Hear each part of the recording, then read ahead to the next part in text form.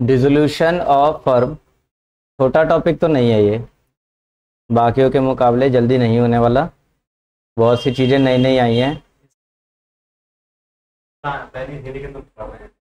हम्म।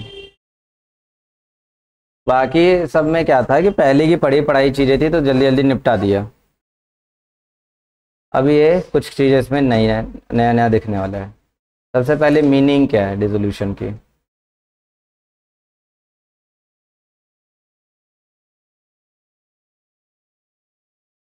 Dissolution का मतलब बंद करना, सीधी बात, बंद करना, बंद करो, फर्म को बंद कर देना।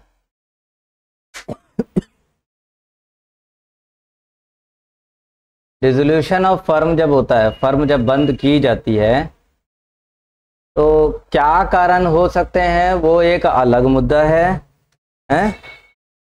और कैसे बंद किया जाए ये एक अलग मुद्दा है। तो क्या कारण हो सकते हैं?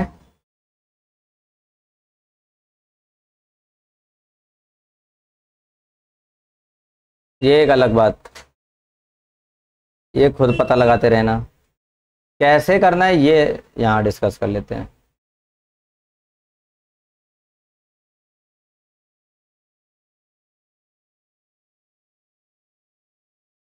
डिसोल्यूशन फर्म को बंद करने के क्या कारण है वो बात अलग, कैसे करना वो देखें।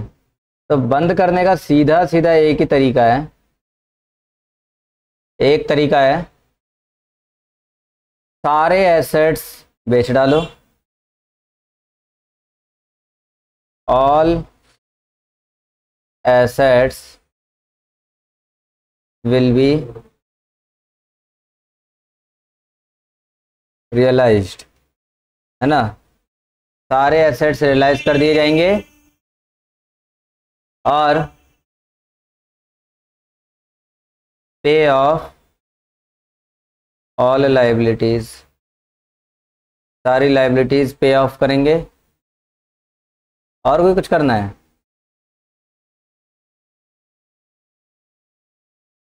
पार्टनरों का हिसाब किताब क्लियर करेंगे। Closing of partners capital account. और कोई काम?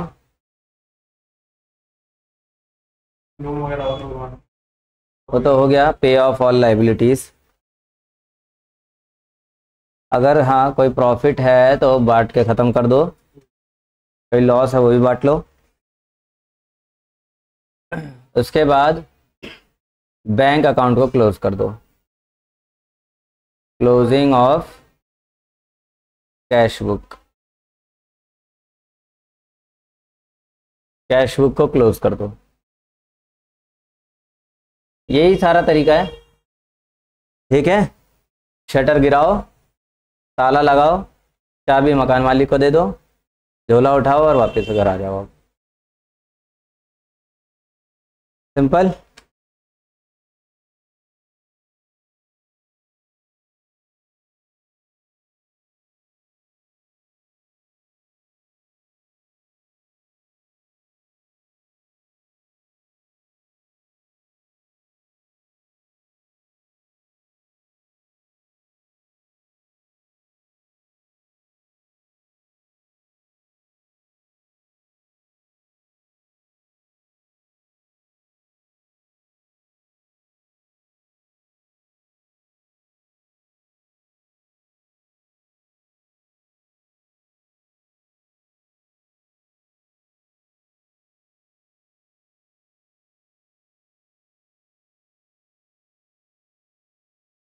देखिए बढ़ते हैं, टॉपिक है circumstances leading to dissolution of partnership.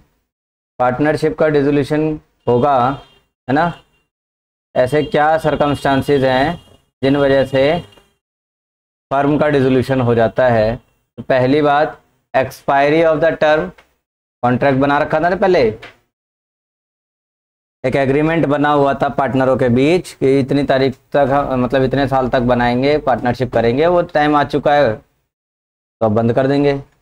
अगला, कंप्लीशन ऑफ वेंचर, कोई काम आपस में एक साथ मिलके करने का डिसाइड किया था, वो काम पूरा हो गया, अब पार्टनरशिप बंद। डेथ ऑफ पार्टनर, तो ये भी एक कंडीशन है, ये तो पीछे बता ही दिया था। और इंसॉल्वेंसी ऑफ पार्टनर, कोई पार्टनर इंसॉल्वेंट हो गया तो ऐसे केस में भी बाकी सारे पार्टनर्स ये डिसाइड कर सकते हैं कि अब हमें साथ में नहीं रहना, हम बंद करते हैं। जरूरी होता है, कर सकते हैं, ये जरूरी नहीं है, कर सकते हैं। समझ में आई बात? ठीक है।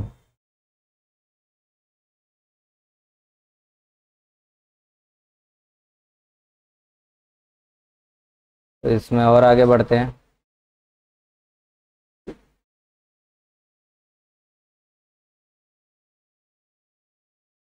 ए firm stands dissolved in the following cases,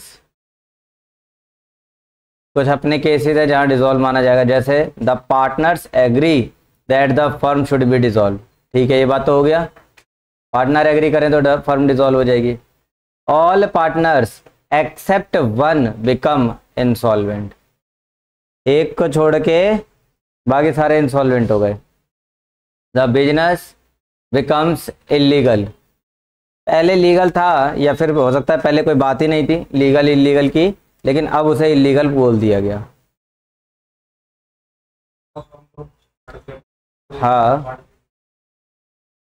और in case of partnership at will, partnership at will का मतलब अपनी इच्छा से बनाएंगे, वो ख़त्म करेंगे वो वाली पार्टनरशिप। तो अगर कोई पार्टनर नोटिस दे देता है डिसोल्यूशन का तो और बाकी उसे एग्री कर जाते हैं, कर लो बंद। या फिर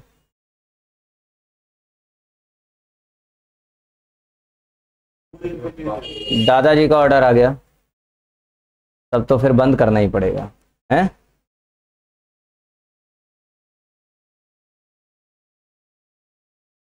कॉन्सिक्वेंसेज हैं जो अभी बताया मैंने कि अगर डिसोल्यूशन होता है तो क्या देखने को मिलेगा।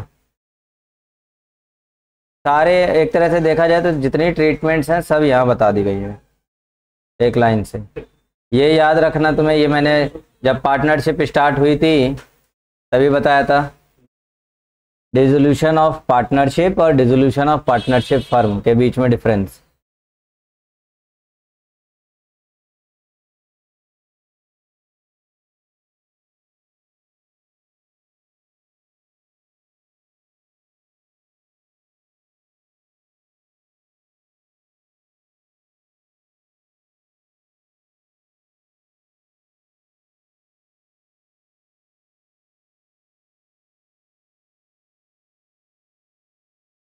देखिए, हाँ, dissolution before the expiry of fixed term,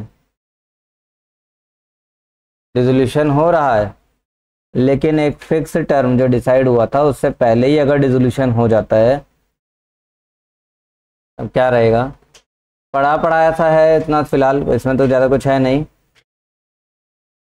है। तो अगर समय से पहले ही डिसोल्यूशन होता है तो no claim in this respect will arise, किसी तरह का कोई क्लेम नहीं रहेगा कि मुझे एक्स्ट्रा क्लेम दो। The firm is dissolve due to death of partner, इस केस में कोई क्लेम नहीं।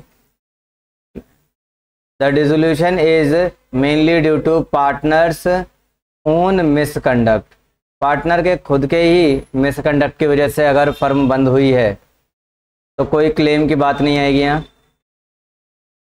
और the dissolution is in pursuance of an agreement containing no provision for the return of premium or any part of it, एक ऐसी partnership जिसमें premium वापस देने की कोई बात ही नहीं बोली है, प्रीमियम मतलब गुडविल देने की कोई बात नहीं हुई है, और ऐसे में पार्टनरशिप फर्म बंद हो रही है तो कोई क्लेम नहीं मांगा जा सकता। क्लेम किस चीज़ का रहता है?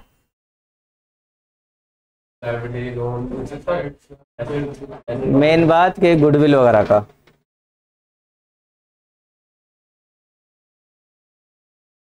वो तो अलग एक स्पेसिफिक क्लेम है। यहाँ सिर्फ क्लेम की बात बोली जा रही। क्लेम मतलब हमारा नाम इस्तेमाल हो रहा है, उसकी बात। पार्टनर मर गया तो कोई क्लेम नहीं है। पार्टनर की खुद की हरकतों से फर्म बंद हुई है तो कोई क्लेम नहीं।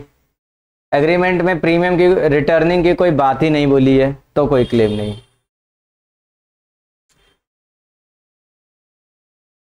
चलिए आगे बढ़ते हैं।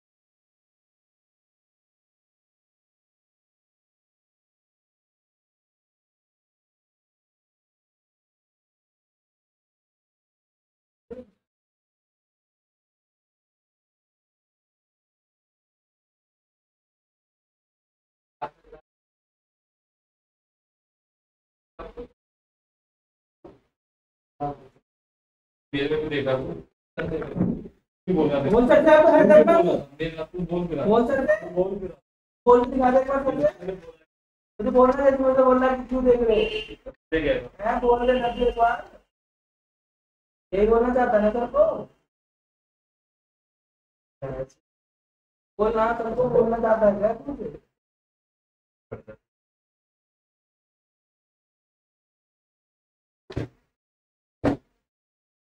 बात ऐसी है कि जब डिसोल्यूशन होता है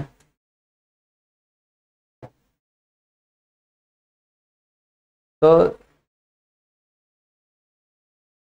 डिसोल्यूशन हो रहा है, ब्रेकअप नहीं हो रहा। नहीं, ब्रेकअप में तो होता है, ये तो मैं मानता हूँ। यहाँ पर बताया मैंने डिसोल्यूशन कैसे किया जाए। सारे एसेट्स रियलाइज करें, सारी लाइबिलिटियाँ पे ऑफ करें, पार्टनर्स कैपिटल अकाउंट बंद करें और बैंक अकाउंट यानी कि कैश बुक बंद करें, बताया था। तो जो शुरू के दो काम हैं वो काम पहले सीख लेते हैं, उसके बाद आगे का काम सीखेंगे। डिसोल्यूशन किया जाता है तो सारे एसेट्स और सारी लाइबिलिटियाँ, है ना, रियलाइज करके पे ऑफ करते हैं, ख़त्म करते हैं।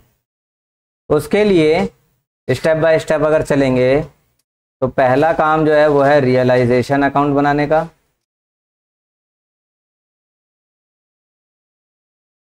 दूसरा step partners capital account.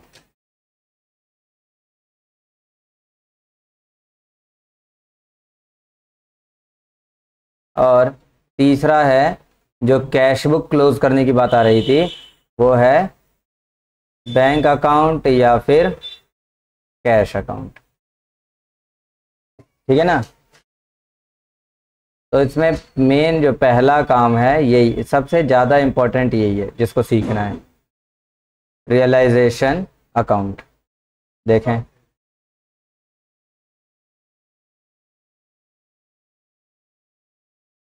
Realisation account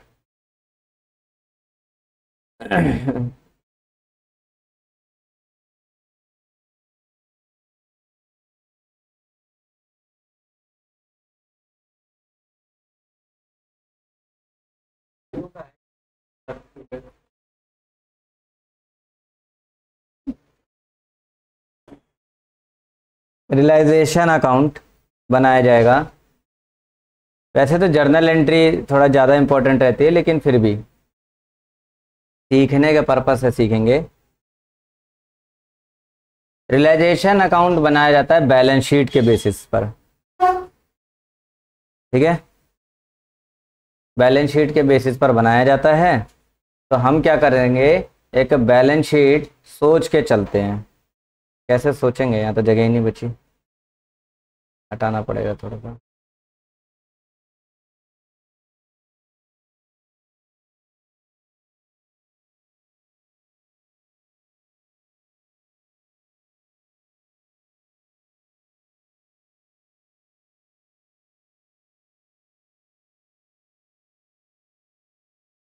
तो यहाँ से हम मान लेते हैं कि ये रियलाइजेशन अकाउंट है।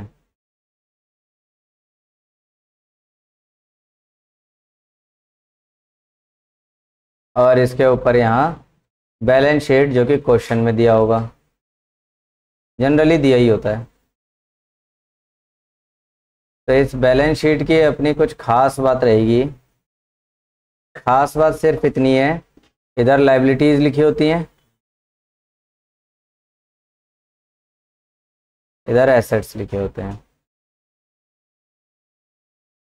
हमें क्या करना है, ये सारे एसेट्स उठा के यहाँ लिखने हैं, सारी लायबिलिटीज उठाकर यहाँ लिखनी है, कुछ को छोड़कर। ये कर दिया हमने रियलाइज, कुछ को छोड़कर। क्या क्या छोड़ना है तो देखें, मैं इसे अलग कुछ तरीके से लिख देता हूँ।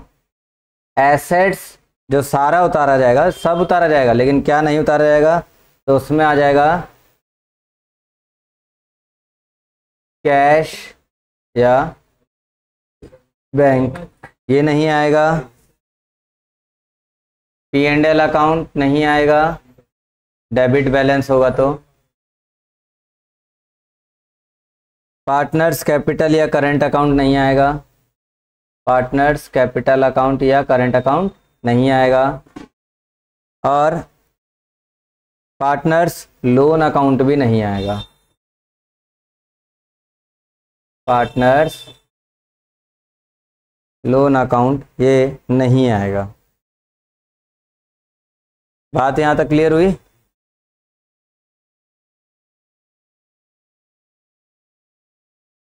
ऐसे ही सारी लायबिलिटियाँ उठा के यहाँ रख देंगे, हैं, लेकिन यहाँ भी कुछ छोड़ना है।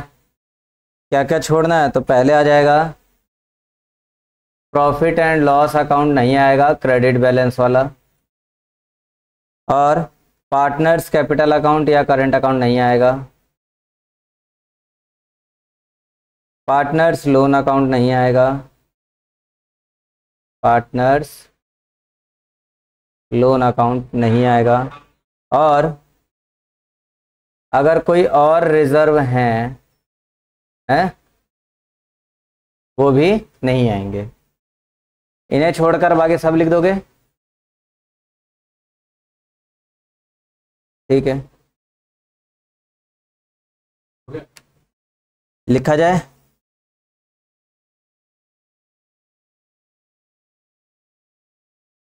सारे एसेट्स आ जाएंगे, तो हम यहाँ पर लिख देते हैं टू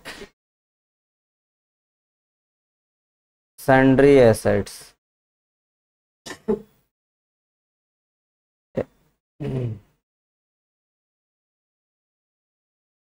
11th में एक नया नया बच्चा आया था, तो उसे एक जगह ये सन्ड्री एसेट्स मिला। मैंने एसेट्स पढ़ाया था उसे, एसेट्स के टाइप पढ़ा दिए, फिक्स एसेट्स, करंट एसेट्स, और सारी नाम लिखवा के सब पढ़ा दिया। एक जगह आ गया सन्ड्री एसेट्स, तो मुझसे पूछ रहा, सर ये सुंदरी एसेट्स कौन से होते हैं? ये कोई साफ ब्यूटीफुल वाले हैं क्या?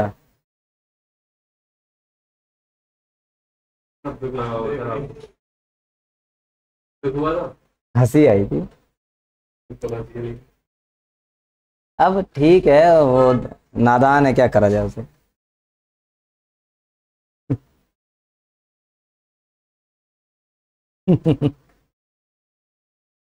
तो सन्ड्री एसेट्स, ठीक है। और यहाँ से लायबिलिटीज उतार दी जाएंगी, तो लिखेंगे बाय सन्ड्री लायबिलिटीज। ठीक, आगे बढ़े। अच्छा, वैल्यू जो रहेगी वो यही वाली वैल्यू रहेगी, मतलब एसेट्स के नाम लिखोगे और इनकी वैल्यूज भी लिखोगे, लिखोगे ना, तो सेम रहेगा। ऐसे इधर भी लाइबिलिटीज की वैल्यू और नाम और उनकी वैल्यूज, सॉरी इधर अंदर।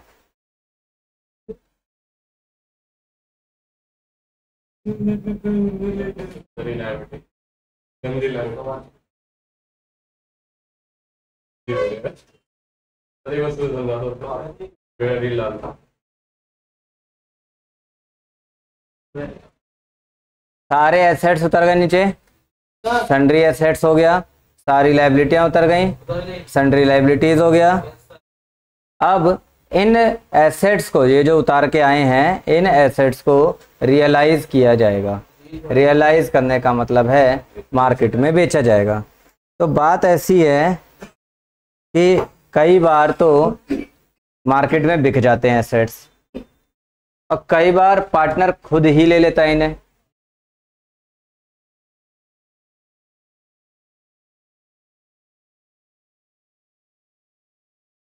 अच्छा, एक चीज रह गई है, बाय प्रोविजन ऑन एसेट्स। और तो बाट बूट का खत्म करो। कौन सी गुडविल कह रहे हो? बैलेंस शीट वाली? वो आएगा, मैं वो वाली कह रहा हूँ, एडजस्टमेंट वाली।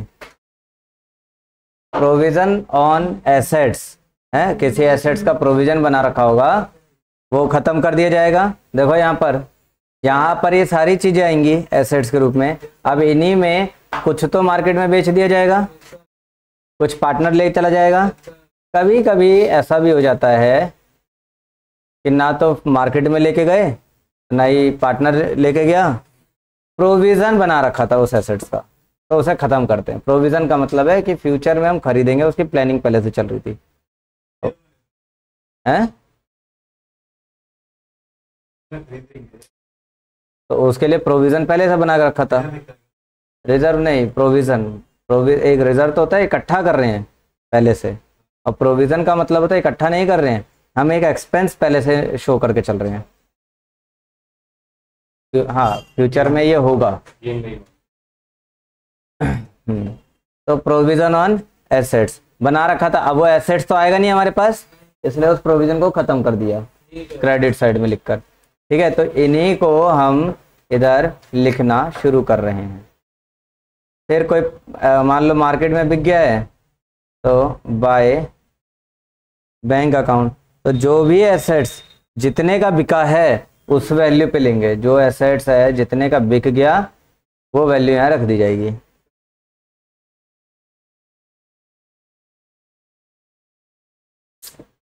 देन पैसा आ जाएगा। हो सकता है कि कोई पार्टनर लेके चला जाए, कोई है, तो जो पार्टनर ले गया उसको यहाँ लिख देंगे बाय पार्टनर्स कैपिटल अकाउंट। ठीक, और यही सारी वैल्यूज यहाँ पर ऐसे जोड़ जोड़ के लिखते जाते हैं। खूब सारा पैसा आ गया, अब इन्हीं पैसों से लायबिलिटियां चुकाई जाती है। तो फर्म चुका रहा है तो टू बैंक अकाउंट लिखेंगे। कई बार क्या होता है कि फर्म ना चुका रहा हो, कोई पार्टनर चुका देता है, तो जो पार्टनर चुका रहा है तो उसके लिए लिखेंगे जिसने भी चुकाया है उसका नाम, पार्टनर्स कैपिटल अकाउंट। जो भी एसेट लायबिलिटियां चुकाएगा उसके लिए। ये हो गया।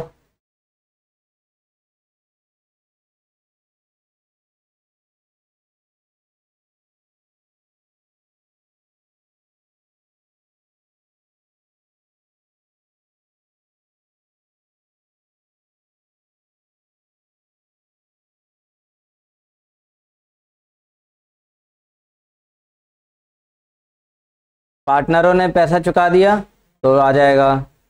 अच्छा, कई बार होता है कि कोई पार्टनर खुद ही लेके चला गया, बोला कि भाई लायबिलिटी मेरे को दे दो, एसेट्स ले रहा है तो लायबिलिटी भी ले लेगा, कि चुकाएगा बाद में, तो वो भी यहीं पे लिख दिया जाता है। इसके बाद आता है रियलाइजेशन एक्सपेंस। ये सारा रियलाइजेशन कर रहे हैं ना, एसेट्स बेच रहे हैं, लायबिलिटियां चुका रहे हैं, तो ऐसे में कुछ खर्चे होना एकदम पक्का है कि होगा ही होगा खर्चा ये, ठीक है। अब उन खर्चों के लिए यहाँ लिख देंगे टू बैंक अकाउंट। अगर वो खर्चा फर्म पे कर रही है तो कोई प्रॉब्लम नहीं। Realization expense.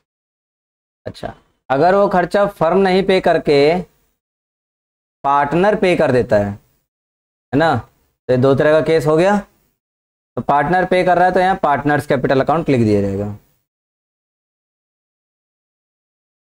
Partners capital account और रियलाइजेशन एक्सपेंस। जो भी है, जिसने भी पे किया हो उसके नाम से आएगा। और आखिरी काम फिर बचेगा यहाँ,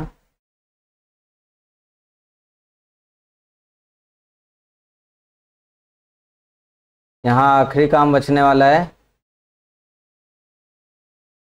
टोटलिंग करने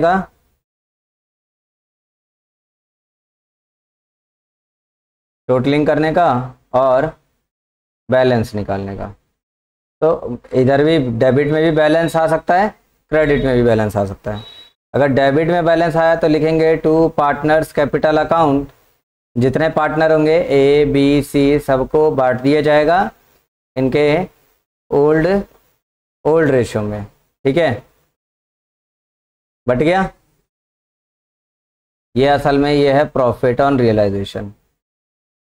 और अगर क्रेडिट साइड में आते हैं तो यहाँ भी यही लिखेंगे by partners capital account A B C, ये भी ओल्ड रेशो में ही बटेगा और ये है लॉस,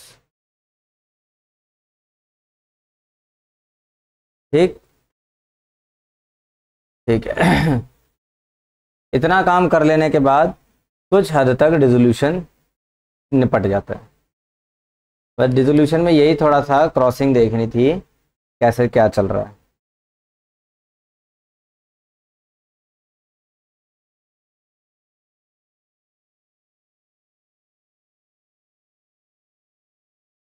ठीक है, कॉपी करना चाहो तो कर लो।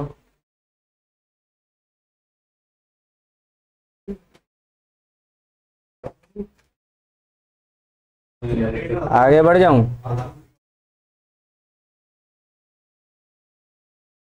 पूरा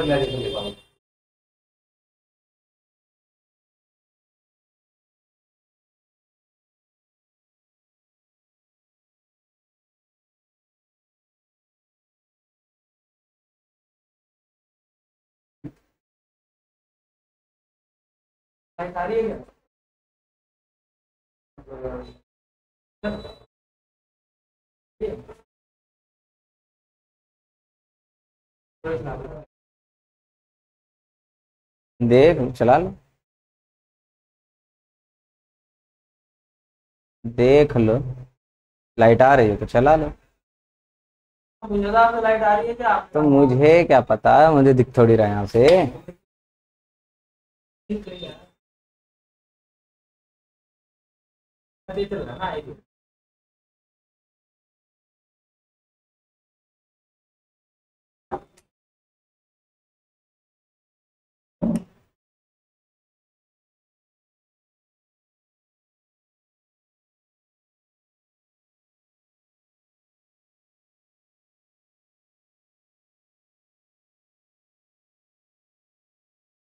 तो आगे बढ़ जाएं। बाकी अब है छोटी सी बात, गुडविल। गुडविल के ट्रीटमेंट क्या करनी है, तो गुडविल के बारे में सबको एक बात पता है कि गुडविल दो ही होती हैं, एक तो बैलेंस शीट वाली गुडविल होती है और एक एडजस्टमेंट वाली गुडविल होती है। बैलेंस शीट वाली परचेज गुडविल कहते हैं, तो इसे एसेट्स की तरह ही ट्रीट करेंगे। एसेट्स की तरह ट्रीट करने का मतलब है यहाँ पर सन्ड्री एसेट्स में लिख देना है, मे बी। और अगर एडजस्टमेंट वाला है तो इसे तो अपना वही गेनिंग या जो भी रेशो है उसमें बांट बूट के ख़त्म कर दिया जाएगा।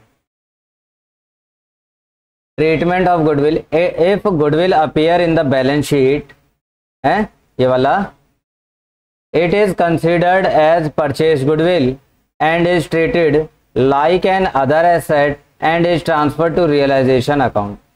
बस क्लियर हुआ? अच्छा, इफ गुडविल does not appear in the balance sheet, no entry is required for this. If something is realized or goodwill is purchased by any one of the partners, वही बात, इसको अगर कोई पार्टनर ले लेता है then either cash account is debited or partners capital account is debited। कहने का मतलब कि अगर इस एसेट्स को कोई पार्टनर ले जा रहा है तो या तो वो बदले में कैश दे देगा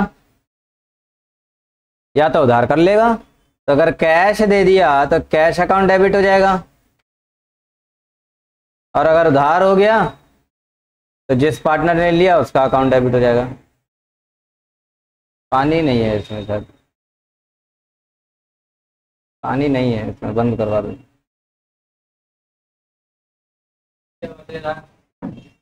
जरा उसमें देखो अंदर, यहीं से ही झाँक के देखो, पानी जाली में उसके गिर रहा है।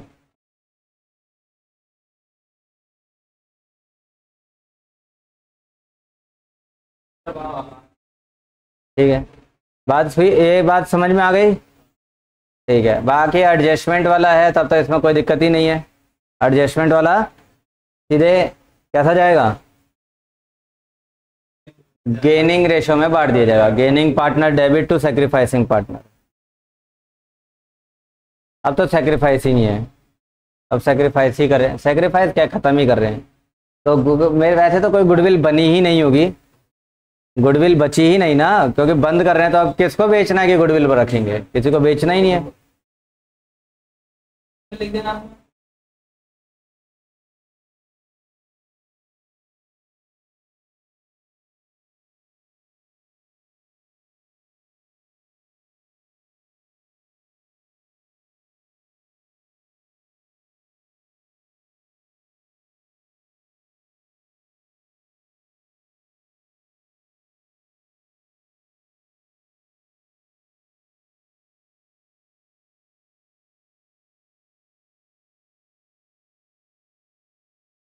ये तो इधर क्वेश्चन हो गए। जर्नल एंट्रियां अकाउंट के बेसिस पे बना लोगे। ये सारी जर्नल एंट्रीज बताई हैं जो अभी पीछे बताया ना।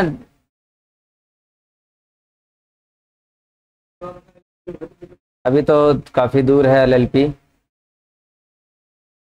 अब ये कुछ क्वेश्चंस यहाँ से एग्जाम्पल के तौर पे दिए हैं, बाकी जो मेन इलस्ट्रेशन है वो ये रहा।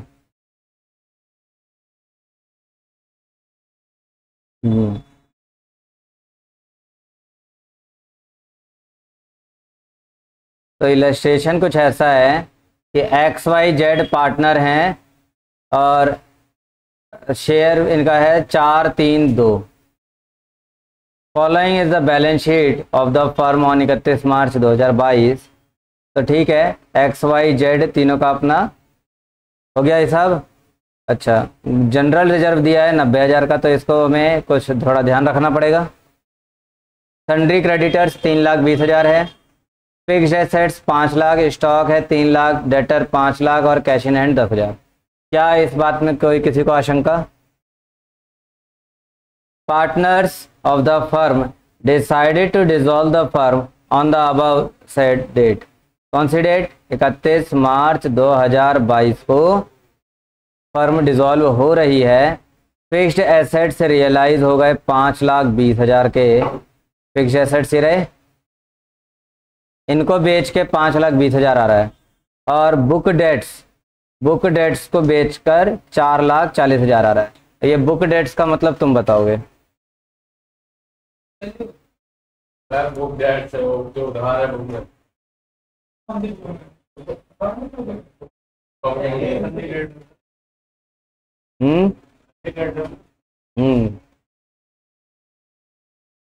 अच्छा, stocks were valued at 2,50,000 and it was taken over by partner Y.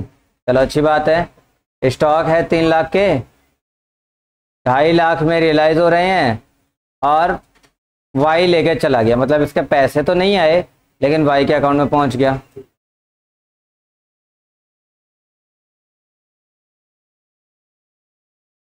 अब छोटी मोटी बात यह है, क्रेडिटर्स आर अलाउड 5% डिस्काउंट है।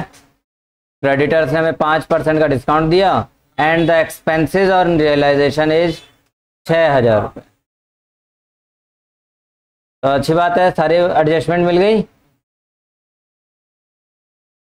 देखिए ये फिक्स एसेट्स है, इसका एडजस्टमेंट आ गया है। स्टॉक इन ट्रेड, इसका भी एडजस्टमेंट आया। डेटर्स का भी आ गया। और कैश इन हैंड का तो कोई इसमें कोई मैटर अभी तक आया नहीं है। जनरल रिजर्व के लिए तो ऑलरेडी आई। चलो ये क्रेडिटर के लिए भी तो आ गया डिस्काउंट का, तो क्रेडिटर का भी हो गया हिसाब। फिलहाल कोई दिक्कत नहीं है। चलो ठीक। You are required to prepare realisation account, partners capital account और कैश अकाउंट। मुद्दा तो यही है, 12th तक तो यही पढ़ते आए हो, इतना करके देखें। इसे मैं करवा दूं या अलग से करवाऊं? देखो इसी में ही देख लो फिर।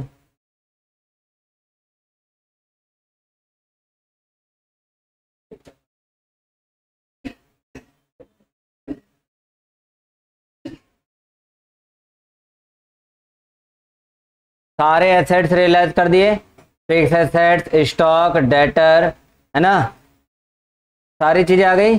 बस बोला हुआ था कैश नहीं आएगा तो नहीं आएगा, नहीं आया ना। इधर से सिर्फ क्रेडिटर आएगा, बाकी ऊपर तो कैपिटल और रिजर्व है वो नहीं आने, तो कैपिटल आ गया, कोई प्रॉब्लम नहीं। इसके बाद इन्हीं एसेट्स को रियलाइज किया, 5 लाख वाले को रियलाइज करा तो 5,20,000 रुपये मिल गए। स्टॉक 3 लाख का था तो ये तो वाई लेके चला गया, तो वाई कैपिटल अकाउंट आ गया 2.5 लाख में। डेटर 5 लाख का था तो ये रियलाइज हो रहा है तो 4,40,000 रुपये मिल रहे हैं। 5,20,000 और 4,40,000 मिला के 9,60,000 रुपये लिख दिया। ये थोड़ा अलग तरीके से मैंने जिस तरह से करवाता था वो थोड़ा सा अलग था शायद, है ना। हाँ मतलब जो मैंने जिस तरह से बताया है उस तरीके से अगर करना चाहो तो कर लो। चलो ठीक है, अब तो आधा तो हो ही गया, अब आधे कर अगले क्वेश्चन आगे करवाऊंगा तो उसमें उसी तरीके से करवा दूंगा। हो गया। फिर क्रेडिटर्स का पेमेंट करना है, तो क्रेडिटर्स का पेमेंट करेंगे तो डिस्काउंट पे करेंगे। डिस्काउंट कितने का था? 6% था शायद। अच्छा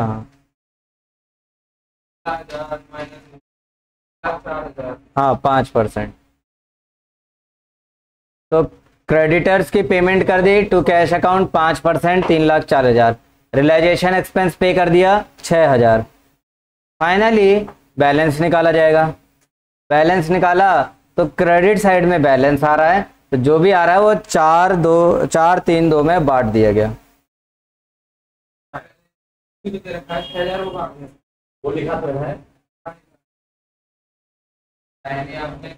ठीक कैसे लग गया? बुक डेट ये रहा ना 4,40,000। नहीं, डेटर, बुक डेट का मतलब है डेटर। हाँ, हमें किसी से लेना है वो पैसा। क्लियर? इतना सब हो जाने के बाद रियलाइजेशन अकाउंट बन गया, तो पार्टनर्स कैपिटल अकाउंट बनाएंगे। इसे बनाते वक्त कोई दिक्कत नहीं आएगी। क्या होगा? एक्स वाई जेड है। सबसे पहला काम बैलेंस बीडी तीनों का। इसके बाद रियलाइजेशन अकाउंट में जहां जहां पार्टनर्स कैपिटल अकाउंट दिख रहा होगा अपोजिट साइड में उठा के पटक देना बस।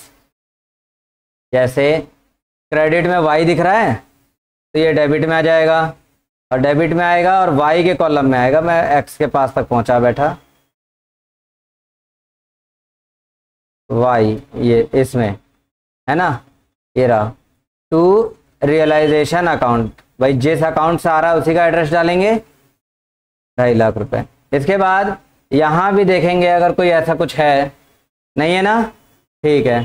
देन एक ये है कैपिटल अकाउंट की ट्रीटमेंट, ये भी क्रेडिट में ही है, तो ये भी कहाँ आ जाएगा? डेबिट में आएगा तीनों के। तो रियलाइजेशन तीनों का आ गया। ठीक, इतना काम करने के बाद अपनी बैलेंस शीट चेक करेंगे दोबारा से, देखेंगे कुछ छूटा तो नहीं है। P&L अकाउंट, गुडविल, रिजर्व, कुछ छूटा तो नहीं। अगर छूटा है, जैसे कि रिजर्व, जनरल रिजर्व छूटा है तो उसे बांट दिया, 4 3 2 हो गया बंटवारा। अब जब इतना बंटवारा हो गया तो बैलेंस निकाल लो। बस यहाँ बैलेंस सीडी मत लिख देना, वरना सारा खेल, जितनी मेहनत करी है सब बेकार हो जाएगी। बैलेंस सीडी का मतलब है कि अभी भी ये फर्म जिंदा है, हैं? आगे कंटिन्यू रहेगी ये फर्म। तो बस ये देखना कि बैलेंस शीट में क्या दिया है, कैश इन हैंड दिया हुआ है। बैलेंस शीट में कैश इन हैंड, तो जो डिफरेंस है वो टू कैश अकाउंट से आ जाएगा, आ जाएगा। लास्ट काम कैश अकाउंट बनाना है। कैश अकाउंट बनाएंगे तो पहले तो बैलेंस बीडी लिखेंगे, जो कि बैलेंस शीट में दिया हुआ था। बैलेंस शीट में दिया था वो लिख दिया। देन रियलाइजेशन में, रियलाइजेशन अकाउंट में अगर कहीं कैश अकाउंट लिखा था तो बिल्कुल अपोजिट साइड में उठा के पटक देंगे। जैसे यहाँ देखोगे,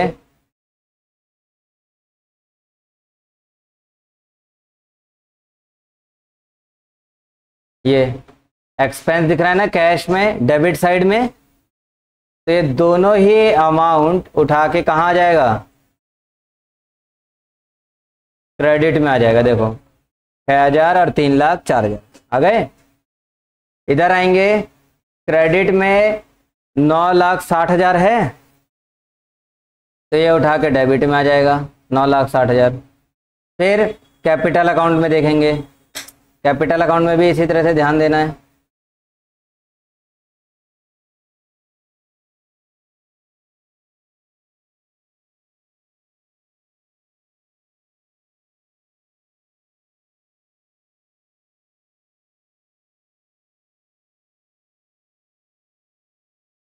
कैपिटल अकाउंट में सिर्फ यहाँ पर हमें कैश अमाउंट दिख रहा है, और ये तीनों डेबिट में क्रेडिट में लिख दिए जाएंगे। एक यहाँ है और 2 अगले पेज पर होंगे, ये रहे। और उसका कुल मिला के मेन बात बस ये है कि कैश अकाउंट मैच करेगा, इसमें कोई बैलेंस नहीं आने वाला, ठीक है ना। अगला जो इम्पोर्टेंट इसमें टर्म है वो है इंसॉल्वेंसी को लेकर। तो अगली क्लास में ये चैप्टर कोशिश करेंगे कि ख़त्म हो जाए।